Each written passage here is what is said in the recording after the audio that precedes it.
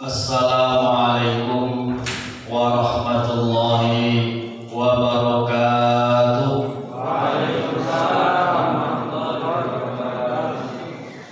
Bismillah, alhamdulillah, wassalatu wassalamu ala rasulillah Muhammad ibn Abdillah wa ala alihi wa ashabihi wa mawalah, wa la hawla wa la quwwata illa billah. Amma ba'du, ma'asyiral hadirin jamaah Masjid Al-Huda yang dirahmati Allah. Sekitar kurang lebih 14 abad yang lalu, Rasulullah SAW sedang duduk-duduk bersama para sahabat, dan beliau memberikan peringatan kepada para sahabat tentang tanda-tanda akhir zaman. Kata beliau, yushiku an tadda'a alaikumul umam kama tad'al akalatu ala qas'atiha. Suatu saat akan ada di golongan umatku bagaikan hidangan di atas meja. Hidangan di atas meja, dari kanan, dari kiri, dari barat, dari timur, dari selatan, dari utara, semuanya siap menyantapnya, siap memakannya. Itulah kondisi umat Islam di akhir zaman. Dan hal itu yang disampaikan oleh Rasulullah SAW 14 abad yang lalu itu sudah terjadi pada saat ini. Jadi umat Islam saat ini terancam dari kanan, dari kiri, dari selatan, dari utara, semua ingin menyerang umat Islam. Mereka menyerang bukan menggunakan senjata tajam, bukan menggunakan tembak, granat, dan lain sebagainya. Akan tetapi mereka akan mendangkalkan akidah-akidah kita. Dan ini sudah mulai terjadi. Kemudian sahabat bertanya kepada Rasulullah, amin kilatin nahnu yauma idin ya Rasul, apakah kondisi umat Islam, kondisi kami pada saat itu sangat sedikit? Rasul menjawab, tidak. Bal antum yauma idin katsir, akan tetapi pada saat itu umat Islam menjadi golongan yang mayoritas. Kalau umat Islam menjadi golongan mayoritas, lalu kenapa umat Islam bisa diserang dari kanan kiri, dari muka belakang? Kondisi umat Islam pada saat ini bagaikan buih di lautan. Jadi Bapak Ibu sekalian tahu buih di lautan, yang putih-putih di tengah laut, apa namanya kalau orang sini bilang? Busa. Ya itulah kira-kira. Busa di tengah laut atau buih di lautan itu banyak, tapi tidak ada kekuatan. Begitulah kondisi umat Islam, mayoritas tapi tanpa kualitas. Hanya kuantitas, tidak ada kualitas. Dan itu sudah mulai terjadi. Kalau kita tidak bisa mendidik, mewariskan anak-anak kita, generasi-generasi penerus bangsa ini dengan pendidikan agama yang kuat, maka bisa jadi kondisi itu akan terjadi di masa yang akan datang. Barangkali sekarang kita masih kuat akidah kita, tapi 5 tahun, 10 tahun, 15 tahun, bahkan 30 tahun ke depan kondisinya akan berbeda. Ma'asyiral hadirin jamaah rahimakumullah. Kemudian Rasul meneruskan penyampaiannya kepada para sahabat. Pada saat itu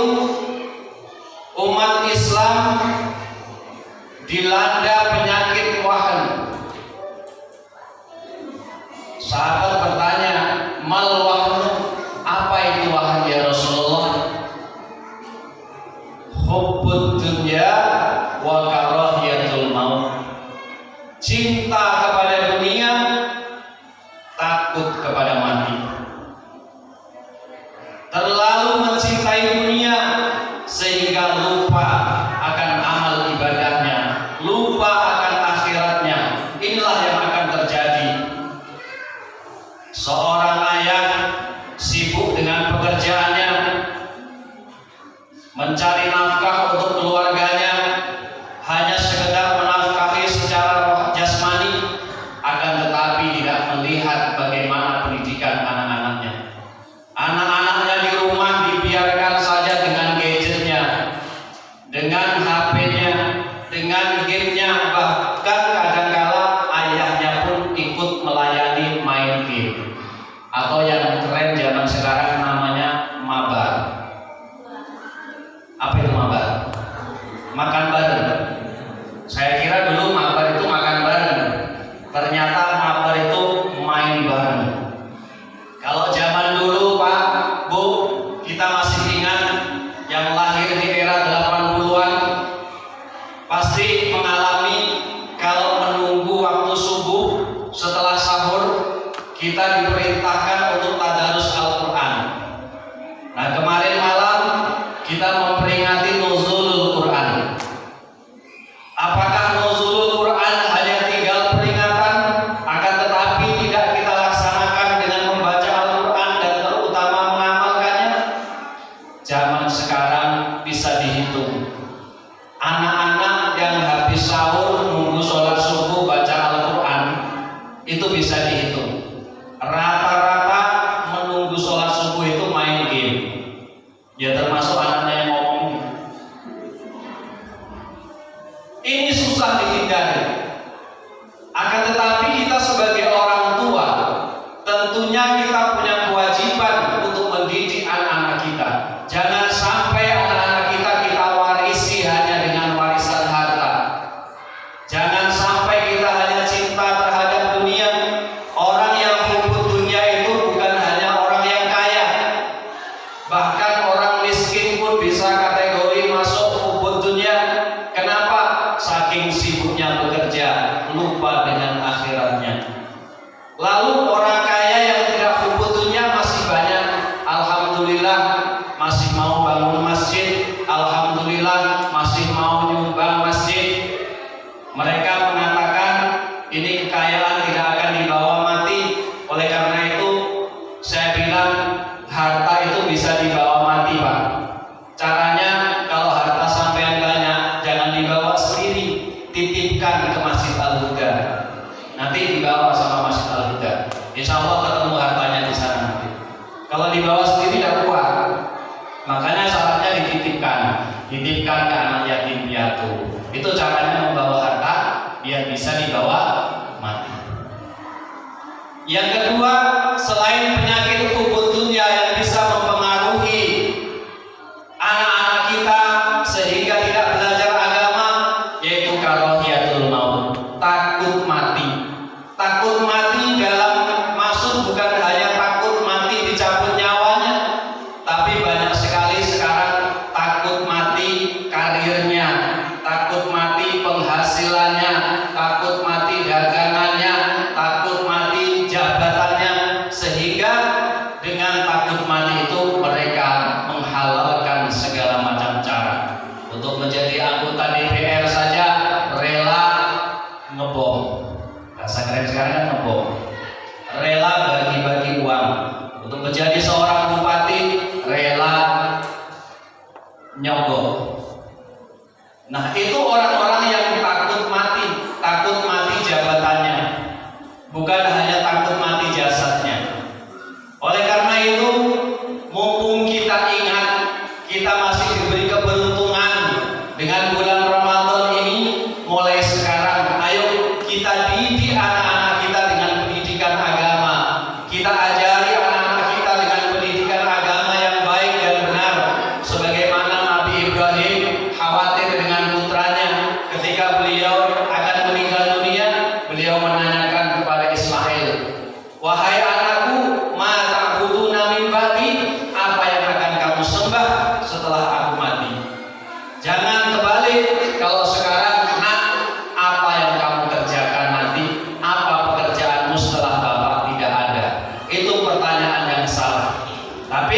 kita harus memberikan sebuah didikan pertanyaan kepada anak-anak kita, apa yang akan ia sembah, apa yang akan ia lakukan kebaikan setelah tidak ada orang tuanya. Oleh karena itu, marilah kita jaga anak-anak kita dari pergaulan-pergaulan bebas, kita jaga anak-anak kita dari teknologi yang kian merebak. Teknologi harus kita kuasai, jangan sampai kita dikuasai oleh teknologi. Ma'asyiral hadirin jamaah rahimakumullah, yang terakhir, marilah kita berdoa memohon kepada Allah Subhanahu wa taala agar supaya wabah penyakit COVID-19 segera diangkat oleh Allah Subhanahu wa taala dan kita bisa beribadah normal kembali, anak-anak kita bisa bersekolah, bisa dididik, bisa dibentuk karakternya sebagai karakter anak yang islami, karakter anak yang menunjukkan seorang anak muslim. Jangan sampai anak-anak kita karakternya dirubah, akidahnya didangkalkan oleh orang-orang yang ingin menghancurkan Islam. Dan mudah-mudahan yang terakhir, pahlawan-pahlawan kita, para prajurit yang gugur di kapal KRI Nanggala 402, mudah-mudahan oleh Allah Subhanahu wa taala dijadikan orang-orang syuhada, diterima segala amal ibadahnya dan diampuni segala dosa-dosanya. Dan mudah-mudahan kita sekalian selalu diberikan hidayah oleh Allah Subhanahu wa taala sehingga kita nantinya mendapatkan predikat manusia yang husnul khatimah. Amin amin ya rabbal alamin. Barangkali ini yang bisa kami sampaikan, kurang lebihnya mohon maaf. Wallahul muwaffiq ila aqwamit thoriq. Wassalamualaikum warahmatullahi wabarakatuh.